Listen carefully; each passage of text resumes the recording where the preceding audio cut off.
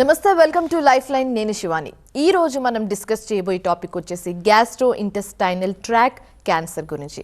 So దీనికి సంబంధించి symptoms, causes and treatment ఏ విధంగా ఉంటుందో వివరించడానికి ప్రస్తుతం మనతో పాటు ఉన్నారు doctor Mohana Vamshi from Omega Hospitals. ఆయనతో మాట్లాడి మరిన్ని విశేషాలు అడిగి తెలుసుకుందాం. నమస్తే డాక్టర్ గారు. నమస్తే అండి. సో రీసెంట్ టైమ్స్లో మనం చాలా విన్నాం, గ్యాస్ట్రో ఇంటెస్టైనల్ ట్రాక్ క్యాన్సర్ గురించి చాలా విన్నాం. కానీ ఇందులో ఎన్ని టైప్స్ ఉంటాయి అనేది మాత్రం చాలా మందికి తెలియదు అనమాట, అవేర్నెస్ లేదు దీని గురించి. సో ఎన్ని టైప్స్ ఉంటాయండి ఇందులో? ఇప్పుడు గ్యాస్ట్రో ఇంటెస్టైనల్ ట్రాక్ట్ అంటే ఓరల్ క్యావిటీ తర్వాత వచ్చేదంతా కూడా గ్యాస్ట్రో ఇంటెస్టైనల్ ట్రాక్ అంటే అన్నవాహిక, స్టమక్, తర్వాత small intestine, large intestine, rectum, anal canal, liver, pancreas, ఇవన్నీ కూడా గ్యాస్ట్రో ఇంటెస్టైనల్ ట్రాక్ కిందకు వస్తాయండి. వీటన్నిటిలోనూ ఎక్కడైనా కూడా క్యాన్సర్ వచ్చే అవకాశాలు ఎక్కువగా ఉంటాయి. ఈ gastro intestinal tract cancers are the commonest cancers in India now. ఒక గ్యాస్ట్రో ఇంటెస్టైనల్ ట్రాక్ని మొత్తంగా తీసుకున్నట్టయితే in the year 2022 ICMR estimate ప్రకారం 2,24,000 కొత్త gastro intestinal tract cancers, that's the highest for one organ అనమాట, భారతదేశంలో కనుగొనబడ్డాయని ఐసీఎంఆర్ వారి అంచనా.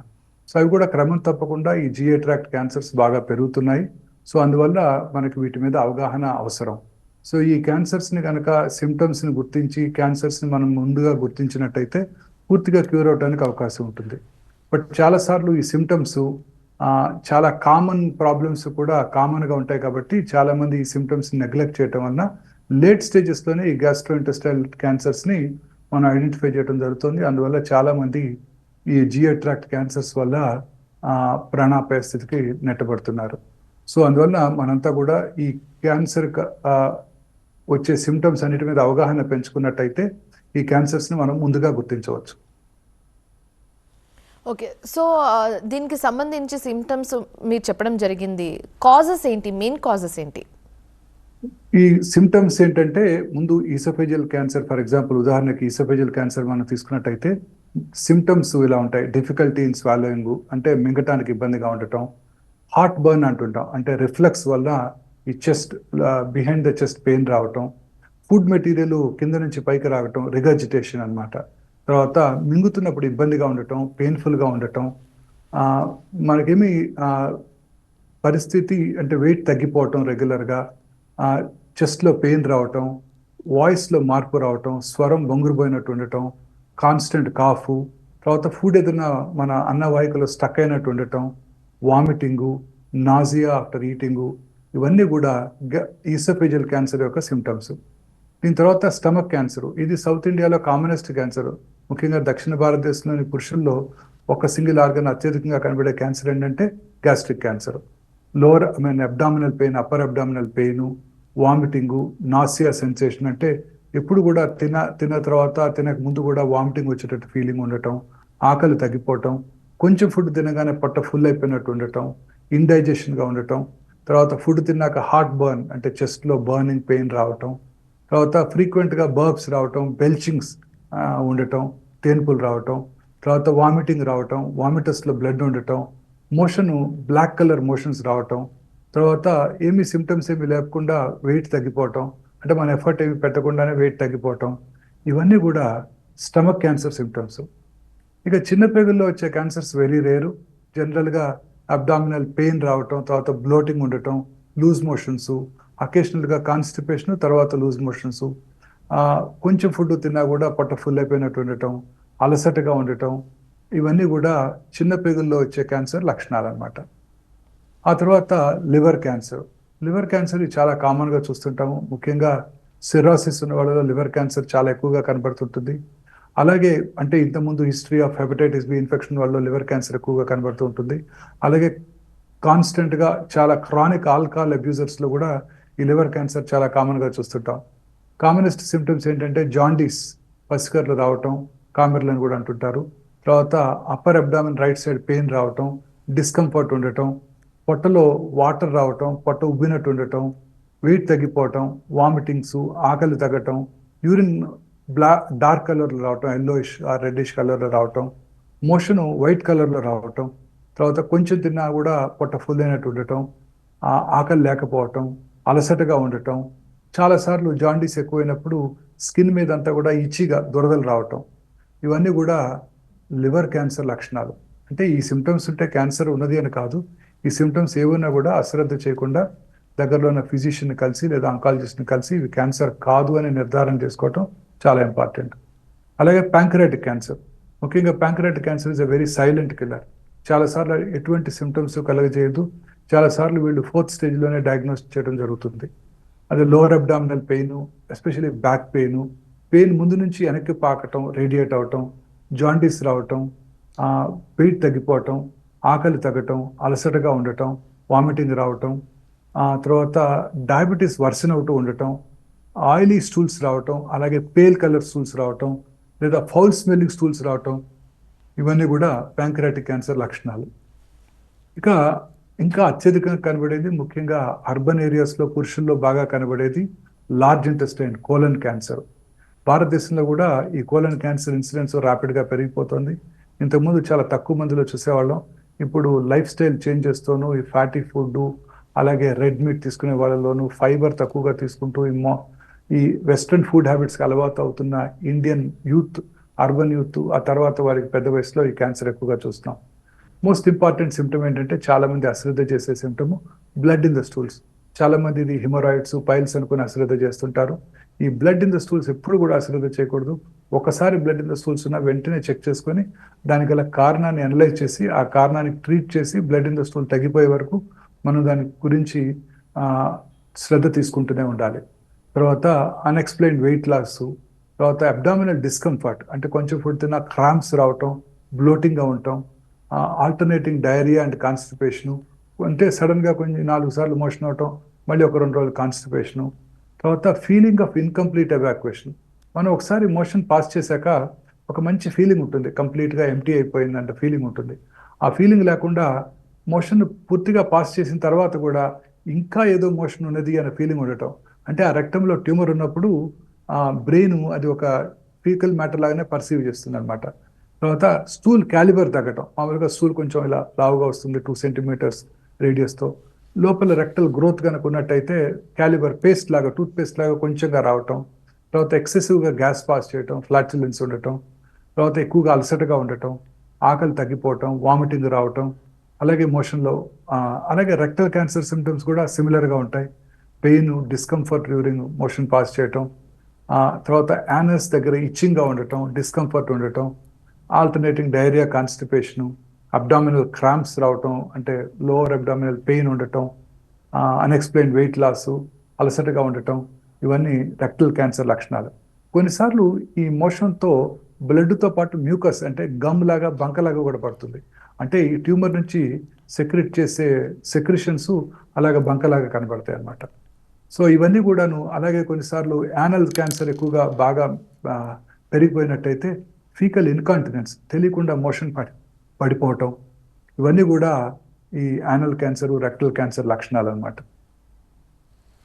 ఓకే, సో మీరు స్మాల్, లార్జ్ ఇంటెస్టైన్కి సంబంధించిన క్యాన్సర్ గురించి చెప్పడం జరిగింది, ఫుడ్ పైప్కి సంబంధించిన క్యాన్సర్ గురించి చెప్పడం జరిగింది, అండ్ అలాగే ప్యాంక్రియా, లివర్ క్యాన్సర్కి సంబంధించి మెన్షన్ చేయడం కూడా జరిగింది. సో వీటన్నిటికీ మెయిన్ కాజెస్ ఏమని చెప్తారు? మోడర్న్ డేస్ లైఫ్ స్టైల్ అని మెయిన్ చెప్తారా? మెయిన్ కాజెస్ ఏంటి? ఎస్, అంటే ప్రతి ఆర్గన్కి కూడా రకరకాల డిఫరెంట్ కాజెస్ ఉన్నాయండి. ఉదాహరణకి ఈసోఫేజియల్ క్యాన్సర్ తీసుకున్నాం అనుకోండి, జనరల్గా స్మోకింగ్, ఆల్కహాల్ చేయటం అనేది వెరీ కామనెస్ట్ కాజ్ అండి ఈసోఫేజియల్ క్యాన్సర్కి. ఆల్కహాల్ తాగే వాళ్ళలోనూ, తర్వాత స్మోక్ చేసే వాళ్ళలో కూడా ఈ క్యాన్సర్ ఎక్కువగా కనబడుతుంటుంది. అలాగే క్రానిక్ యాసిడ్ రిఫ్లెక్స్, అంటే హైటస్ హెర్నియా అని కూడా అంటుంటారు. ఆ స్పింక్టర్ డ్యామేజ్ అయ్యి క్రానిక్గా స్టమక్లో ఉన్న యాసిడ్ ఈసోఫేగస్కి రిఫ్లెక్స్ అయ్యి ఆ ఏరియాలో క్యాన్సర్ కలిగిస్తుంది. అలాగే ఒబిసిటీ ఉన్న వాళ్ళలో కూడా ఈసోఫేజియల్ క్యాన్సర్ ఎక్కువగా చూస్తుంటాం. వాళ్ళలో కూడా మెయిన్లీ రిఫ్లెక్స్ ఉండటం వల్ల ఈసోఫేజియల్ క్యాన్సర్ చూస్తుంటాం. అలాగే ఒక స్పెషల్ కండిషన్ ఉంది, బ్యారెట్స్ ఈసోఫేగస్ అని. అది కూడా క్రానిక్ యాసిడ్ రిఫ్లెక్స్ వల్ల కింది part of oesophagus, lower part of ఈసోఫేగస్లో ఒక మ్యూకోసల్ చేంజెస్ వచ్చి అవి తర్వాత క్యాన్సర్గా మారుతుంటాయి. తర్వాత చాలామంది హెచ్ఐవి ఉన్న వాళ్ళలోనూ, ఇమ్యూనో కాంప్రమైజ్డ్ ఇండివిజువల్స్లో ఫంగల్ ఇన్ఫెక్షన్స్ ఈసోఫేగస్లో ఎక్కువగా చూస్తుంటాం. ఇవి కూడా అన్నవాహిక క్యాన్సర్కి దారితీస్తాయి. తర్వాత spicy foods, very hot liquids, అలాగే వెరీ ఫ్యాటీ ఫుడ్స్ తీసుకునే వాళ్ళలో కూడా అన్నవాహిక క్యాన్సర్ ఎక్కువగా చూస్తుంటాం. కొన్నిసార్లు జెనెటిక్గా కూడా ఈ అన్నవాహిక క్యాన్సర్స్ చూస్తుంటాం అనమాట. ఇలా అనేక రకాలైన క్యాన్సర్ వల్ల ఆ కాజెస్ వల్ల ఈ అన్నవాహిక క్యాన్సర్ ఎక్కువగా చూస్తుంటాం. ముఖ్యంగా వయస్సు పెరిగే కొద్దీ అన్నవాహిక క్యాన్సర్ వచ్చే అవకాశాలు ఎక్కువగా ఉంటాయి. ఇక స్టమక్ క్యాన్సర్ కనుక వచ్చినట్టయితే సౌత్ ఇండియాలో మెన్లో పురుషుల్లో అత్యధికంగా కనబడే క్యాన్సర్ ఈ గ్యాస్ట్రిక్ క్యాన్సర్. ముఖ్యంగా తమిళనాడు, కోస్టల్ ఆంధ్రప్రదేశ్లో ఈ గ్యాస్ట్రిక్ క్యాన్సర్, స్టమక్ క్యాన్సర్ చాలా ఎక్కువగా చూస్తుంటాం. దీనికి అనేక రకాలైన కారణాలు ఉన్నాయి. అందులో ముఖ్యమైనది ఇక్కడ ఈ ఏరియాలో తీసుకునే ఫుడ్ హ్యాబిట్స్, ముఖ్యంగా సాల్టెడ్ పికిల్స్, ప్రిజర్వ్డ్ పికిల్స్ ఎక్కువగా తీసుకుంటుంటారు. వీళ్ళలో ఇది చాలా కామన్గా చూస్తుంటాము. అలాగే హెలికోబాక్టీరియల్ పైలోరీ ఇన్ఫెక్షన్ అంటాం. ఈ హెలికోబాక్టర్ పైలోరీ ఇన్ఫెక్షన్ ఏం చేస్తుందంటే గ్యాస్ట్రైటిస్, అల్సర్స్ కలిగిస్తుంది. తద్వారా క్యాన్సర్ రావడానికి ఎక్కువగా దోహదం చేస్తుంటుంది. తర్వాత ఎక్సెసివ్గా ఆల్కహాల్ తాగే వాళ్ళలోనూ, స్మోకింగ్ చేసే వాళ్ళలోనూ, ఒబీస్ ఇండివిజువల్స్లో కూడా ఈ క్యాన్సర్ ఎక్కువగా చూస్తుంటాం. అలాగే smoked food, high salt content ఉన్న ఫుడ్స్, ఇందాక డిస్కస్ చేసాం, పికిల్డ్ ఫుడ్స్, ఒబేసిటీ ఉన్న వాళ్ళలో కూడా ఈ క్యాన్సర్ ఎక్కువగా చూస్తుంటాం. తర్వాత క్రానిక్ ఇన్ఫ్లమేషన్ అంటారు. అంటే ముఖ్యంగా ఈ B12 డెఫిషియన్సీ వెజిటేరియన్స్లో చాలా ఎక్కువగా చూస్తుంటాం. వీళ్ళలో ఎట్రోఫిక్ గ్యాస్ట్రైటిస్, తర్వాత chronic inflammation of the gastric mucosa వల్ల కూడా ఈ క్యాన్సర్స్ ఎక్కువగా చూస్తుంటాం. అలాగే కొన్ని రకాల హెరిడిటరీ క్యాన్సర్ సిండ్రోమ్స్లో కూడా ఈ క్యాన్సర్ వచ్చే అవకాశాలు ఎక్కువగా ఉంటాయి. సో డాక్టర్ గారు, మీరు ఇందాక ఫుడ్ పైప్ అండ్ అలాగే స్టమక్ క్యాన్సర్కి సంబంధించిన కాజెస్ గురించి వివరించడం జరిగింది. సో ఇప్పుడు small and large intestine cancer గురించి, అలాగే ప్యాంక్రియా, లివర్ క్యాన్సర్కి సంబంధించిన కాజెస్ గురించి వివరించండి. Small intestine cancers are very rare అండి. కామనెస్ట్ కాజ్ ఏంటంటే సీలియాక్ డిసీజ్. ఇది ఒక రకమైన ఆటో ఇమ్యూన్ డిజార్డర్ అనమాట. గ్లూటిన్ ట్రిగ్గర్ చేస్తుంది దీన్ని. అలాగే క్రాన్స్ డిసీజ్ అంటారు, type of inflammatory bowel disease. తర్వాత బ్యాక్టీరియాలు, వైరల్, పారాసైటిక్ ఇన్ఫెక్షన్స్. తర్వాత రేడియేషన్ ఎక్స్పోజర్ అనమాట. అంటే ఇంతకు ముందు కాలంలో ఏదైనా వేరే క్యాన్సర్కి రేడియేషన్ కనుక తీసుకున్నట్టయితే, ఉదాహరణకి గర్భసంచి క్యాన్సర్కో, రిట్రోపెరిటోనల్ ట్యూమర్స్కో రేడియేషన్ తీసుకున్నట్టయితే వాళ్ళలో ఈ స్మాల్ ఇంటెస్టైన్ క్యాన్సర్స్ వచ్చే అవకాశాలు ఉంటాయి. అలాగే చిన్న పెగుల్లో ఉండే కొన్ని బుడిపెలు, పాలిప్స్ అంటారు, అలాగే బినైన్ ట్యూమర్స్, వీటిలో కూడా క్యాన్సర్గా మారే అవకాశం ఉంటుంది. కొన్ని రకాల జెనెటిక్ డిజార్డర్స్ ఉన్నాయి. దాన్నే hereditary non familial adenomatosis polyposis coli అంటారు, లించ్ సిండ్రోమ్ అని కూడా అంటారు. వీళ్ళలో గ్యాస్ట్రో ఇంటెస్టైనల్ ట్రాక్ క్యాన్సర్స్ వచ్చే అవకాశాలు ఎక్కువగా ఉంటాయి. అలాగే హై ఫ్యాట్, ప్రాసెస్డ్ ఫుడ్ ఎక్కువగా తీసుకునే వాళ్ళలోనూ, మాల్ అబ్జార్ప్షన్ డిజార్డర్స్ ఉన్నవాళ్ళు, కొంతమందికి లాక్టోజ్ ఇంటాలరెన్స్ ఉంటుంది, వీళ్ళలో కూడా ఈ క్యాన్సర్స్ వచ్చే అవకాశాలు ఎక్కువగా ఉంటాయి. అలాగే స్మోక్ చేసే వాళ్ళలోనూ, ఆల్కహాల్ తాగే వాళ్ళలోనూ ఈ క్యాన్సర్ వచ్చే అవకాశాలు చాలా ఎక్కువగా ఉంటాయి. ఏజ్ వయసు పైబడే కొద్ది కూడా ఈ క్యాన్సర్స్ వచ్చే అవకాశాలు ఎక్కువగా ఉంటాయండి. తర్వాత ఇక లివర్ క్యాన్సర్స్ కనుక చూసినట్టయితే chronic viral infections commonest cause. Hepatitis B, hepatitis C infection, అవి ఎటువంటి సిమ్టమ్స్ కలగజేయవు, సడన్గా ఈ క్యాన్సర్కి దారితీస్తాయి. లివరు అంటే లివర్ సెల్స్ డ్యామేజ్ అయిపోతాయి. ఆ తర్వాత లివర్ రీజనరేట్ అవుతుంది. During the process of regeneration కొన్ని కణాలు, కొన్ని లివర్ సెల్స్ క్యాన్సర్గా మారిపోతాయి. This is the commonest cause అనమాట, క్రానిక్ వైరల్ ఇన్ఫెక్షన్స్. అందుకే hepatitis B, hepatitis C, chronic infections ఉన్న వాళ్ళు రెగ్యులర్గా వాళ్ళకి వాళ్ళు చెకప్ చేసుకోవటం, లివర్ క్యాన్సర్ మార్కర్స్ AFP, పివికా2 రెగ్యులర్గా చెక్ చేసుకుంటూ, రెగ్యులర్గా అల్ట్రాసౌండ్ స్క్రీనింగ్ చేసుకుంటూ, ఏదైనా రీజనరేటివ్ నాడ్యూల్స్ సడన్గా ఎన్లార్జ్ అవుతున్నట్టయితే అది క్యాన్సర్గా మారుతుందని మనం గమనించాలన్నమాట. అలాగే ఎక్సెసివ్ ఆల్కహాల్ కన్సంప్షన్ వల్ల సిరోసిస్ రావటం, వాళ్ళలో ఈ క్యాన్సర్ వచ్చే అవకాశాలు ఎక్కువగా ఉంటాయి. అలాగే నాన్ ఆల్కహాలిక్స్లో కూడా ఫ్యాటీ లివర్ డిసీజ్ ఉన్నప్పుడు, నాన్ ఆల్కహాలిక్స్లో సిరాసిస్ ఉన్నప్పుడు కూడా ఈ క్యాన్సర్ వచ్చే అవకాశాలు ఎక్కువగా ఉంటాయి. అలాగే ఊబకాయ ఉన్న వాళ్ళలోనూ, డయాబెటీస్ మెలిటస్ ఉన్న వాళ్ళలోనూ, వీళ్ళందరిలో కూడా ఈ లివర్ క్యాన్సర్స్ వచ్చే అవకాశాలు సాధారణ ప్రజానికంతో కంపేర్ చేసినట్టయితే ఎక్కువగా ఉంటాయి. కొన్ని రకాల స్టోరేజ్ డిజార్డర్స్, హీమోక్రమటోసిస్, విల్సన్స్ డిసీజ్ అంటారు, పిల్లల్లో చాలా కామన్గా చూస్తుంటాం, వాళ్ళలో కూడా లివర్ క్యాన్సర్స్ వచ్చే అవకాశాలు ఎక్కువగా ఉంటాయి. సో అలాగే పీనట్స్, ఆల్మండ్స్ మీద ఉండే తోలు, వాటి మీద అఫ్లోటాక్సిన్స్ అనే ఫంగల్ ఇన్ఫెక్షన్స్ డెవలప్ అయినప్పుడు అవి మనం కన్జ్యూమ్ చేస్తున్నట్టయితే రెగ్యులర్గా, వాళ్ళలో కూడా ఈ లివర్ క్యాన్సర్ వచ్చే అవకాశాలు ఎక్కువగా ఉంటాయి. Smoking, family history of liver cancers, తర్వాత చిన్న వయసులోనే ఎక్కువగా oral contraceptives, hormonal replacement therapy తీసుకునే వాళ్ళలో కూడా ఈ లివర్ క్యాన్సర్ వచ్చే అవకాశాలు చాలా ఎక్కువగా ఉంటాయి. Pancreatic cancer is very rare, but ఈ మధ్యకాలంలో అర్బన్ ఏరియాస్లో కామన్గా చూస్తున్నాము. అవి దే ఆర్ సైలెంట్ కిల్లర్స్. చాలా అసలు సిమ్టమ్స్ ఏవి కలగజేయకుండా లేట్ స్టేజెస్లోనే మేనిఫెస్ట్ చేస్తుంటాయి. క్రానిక్ ప్యాంక్రైటైటిస్, అలాగే స్మోకింగు, ఎక్సెసివ్ ఆల్కహాల్ కన్సంప్షను, ఊబకాయం ఉన్న వాళ్ళలోనూ, లించ్ సిండ్రోమ్ ఇందాక డిస్కస్ చేశాము, ఫెమిలియల్ హిస్టరీ ఉన్న వాళ్ళలోనూ, జెనెటిక్ మ్యూటేషన్స్ వీళ్ళలోనూ, డయాబెటీస్ మెలిటస్ క్రానిక్గా ఉన్న వాళ్ళు కూడా ప్యాంక్రైటిక్ క్యాన్సర్ వచ్చే అవకాశాలు ఎక్కువగా ఉంటాయి. తర్వాత కొన్నిసార్లు ఈ పెస్టిసైడ్స్, ఇండస్ట్రియల్ కెమికల్స్కి ఎక్స్పోజ్ అయినప్పుడు ముఖ్యంగా రకరకాల కెమికల్ డై ఇండస్ట్రీస్లో పనిచేసే వాళ్ళలో ఈ ప్యాంక్రియాటిక్ క్యాన్సర్స్ వచ్చే అవకాశాలు ఎక్కువగా ఉంటాయి. ఇవన్నీ కూడా వయసు పెరిగే కొద్దీ ప్యాంక్రియాటిక్ క్యాన్సర్ ఎక్కువగా ఉంటాయి. హై ఫ్యాటు, లో ఫైబర్ డైట్ తీసుకునే అర్బన్ యూత్ పీపుల్లో ఈ ప్యాంక్రియాటిక్ క్యాన్సర్ ఎక్కువగా చూస్తుంటాం.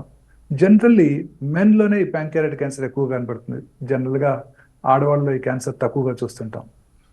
ఇక అర్బన్ ఏరియాలోనూ ఈ మధ్య పురుషుల్లో అత్యధికంగా చాలా కాలంగా స్త్రీలలో కూడా ఎక్కువగా చూస్తున్నాం ఈ లార్జ్ ఇంటెస్టైన్ క్యాన్సర్స్. ఇవి ఎస్పెషల్లీ అర్బన్ ఏరియాస్లో ముఖ్యంగా నార్త్ ఇండియాలో చాలా ఎక్కువగా కనబడుతున్నాయి. Family history of colorectal cancer ఉన్న వాళ్ళలోనూ, హై ప్రాసెస్డ్ మీట్స్ ఎక్కువగా తీసుకునే వాళ్ళలోనూ, రెడ్ మీట్ ఎక్కువగా తీసుకునే వాళ్ళలోనూ, లో ఫైబర్ డైట్ తీసుకునే వాళ్ళలో ఈ క్యాన్సర్స్ ఎక్కువగా చూస్తుంటాం. అందుకే మన గ్రామీణ ప్రాంతాల్లోని ఇండియన్స్లో ఈ క్యాన్సర్ ఇంకా కూడా తక్కువగానే కనబడుతుంది.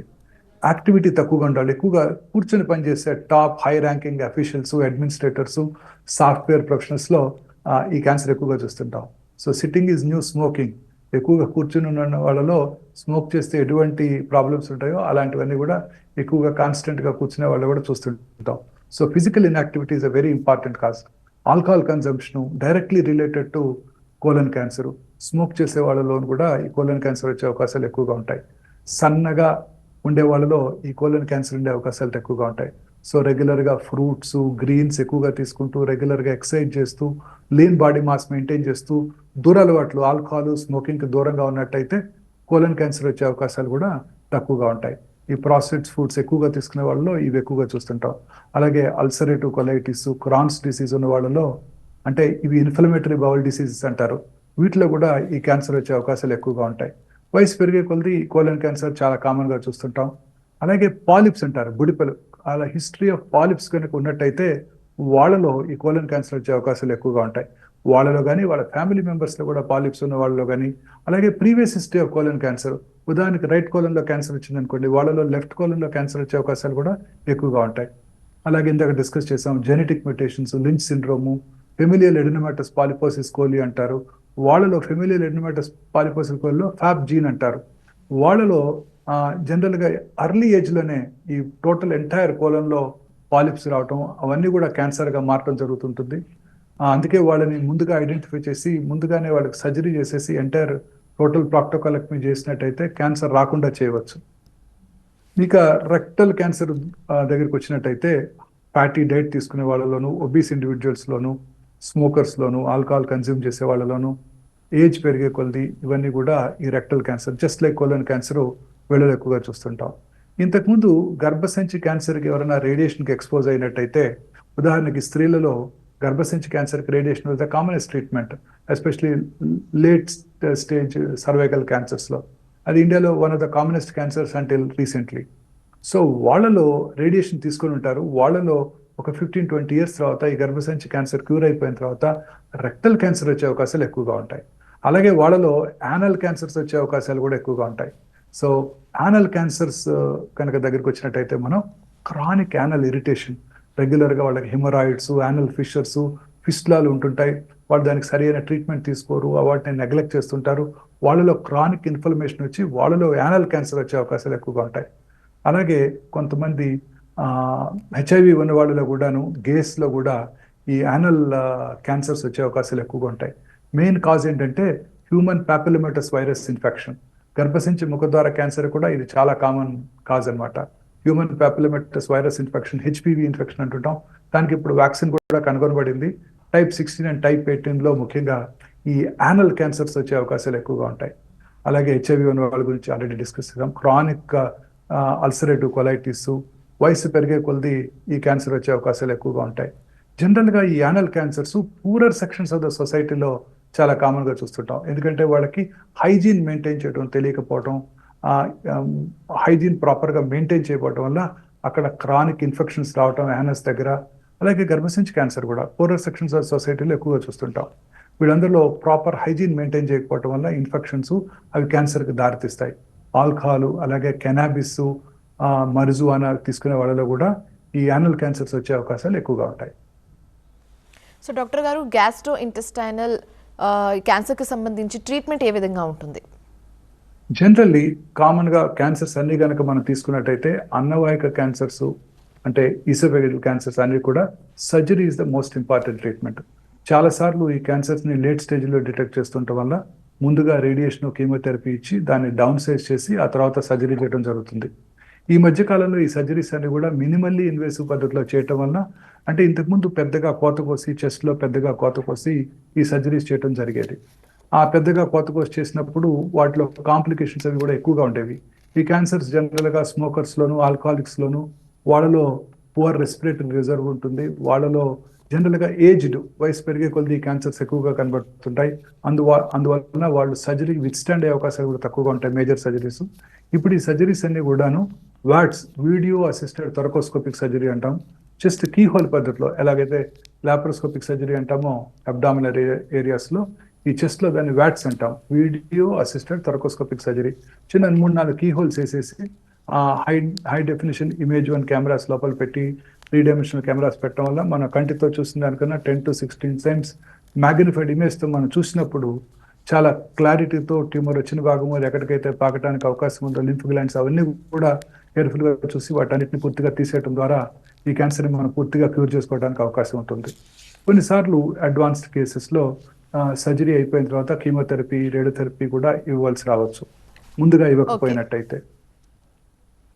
సో గ్యాస్ట్రో ఇంటెస్టైనల్ ట్రాక్ క్యాన్సర్కి సంబంధించి కాజెస్, సిమ్టమ్స్ అండ్ ట్రీట్మెంట్ గురించి వివరించినందుకు thank you so much doctor గారు. సో ఇది ఇవాల్టి లైఫ్ లైన్. మరో అంశంతో మళ్ళీ కలుద్దాం. అప్పుడు ఒక చూస్తుండండి TV9.